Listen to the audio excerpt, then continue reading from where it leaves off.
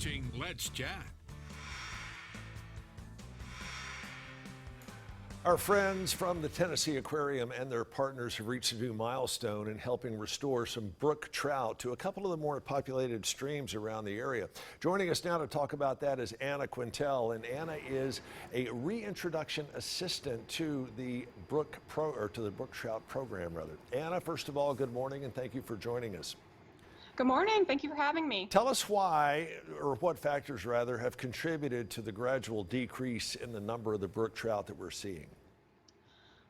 Several things. It all sort of began with a lot of clear cutting in the 1890s and then more in the 1970s and 1980s. And so because of that clear cutting, the trout lost a lot of that cover, and they're a cold water species and they need that cold water. So the water's heated up, which was obviously very bad for them. And then also because of the clear cutting, there began a lot of sedimentation. So the dirt and silt near those streams began to wash into the water. And trout need very clear water to see each other and to spawn, and especially to lay their eggs. So that is definitely a problem for them. Also, the reintroduction of non-native species like the rainbow trout and the brown trout. They're sort of larger, more aggressive species and definitely outcompete the brookies, which are smaller. And then so all of those things have kind of decreased the brook trout's range. They now are about 13% of their native range. So and definitely. You call them brookies. So some of these Yes. are like, obviously this is a project that's very near and dear to your heart. Does Yes. that have anything to do with why the brook trout are often more found up in the higher elevations, the need for cooler conditions? Yes, the higher elevation is a lot better for their temperatures. It's a really optimal habitat for them. And you got to know that when you're talking fishing in the streams, brook trout are pretty highly prized. Everybody wants to catch their limit. Yes, they are a very special trout species to a lot of fly fishermen. Why do you think that is?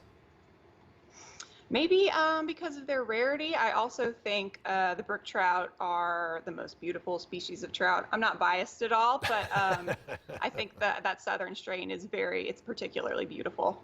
Tell us some of the challenges that you and your partners are facing in trying to restore the brook trout population and to bring that back up. It's all about the habitat, getting the habitat right and getting those invasive species out. So our partners do a really good job of, like we work with the Tennessee Wildlife Resources Agency, and they do an amazing job of telling us where those trout need to go. We provide the fish, but they know what the optimal habitat is for that, and they're getting those invasive species out and making it right. We work with the U.S. Forest Service, who are doing a lot of habitat maintenance, making sure that's a really good space for them. So it's a big collaborative effort between all of these groups to make sure that the habitat is exactly what it needs to be. I would imagine a project like this is going to take time. When are you going to know if your efforts are successful?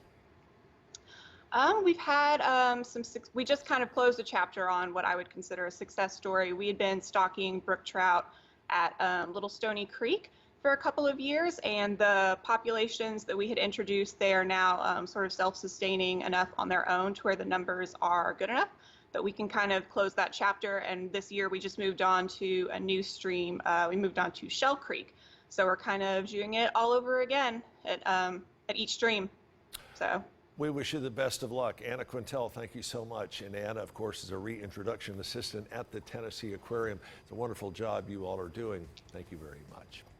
Thank you so much for having me. Yes, you're anytime. You're always welcome. If you'd like to find out more information about what's going on at the aquarium, you can go to tnaqua.org, tnaqua.org, and follow the links from there. Stay with us. We are back with more of Let's Chat coming up after this.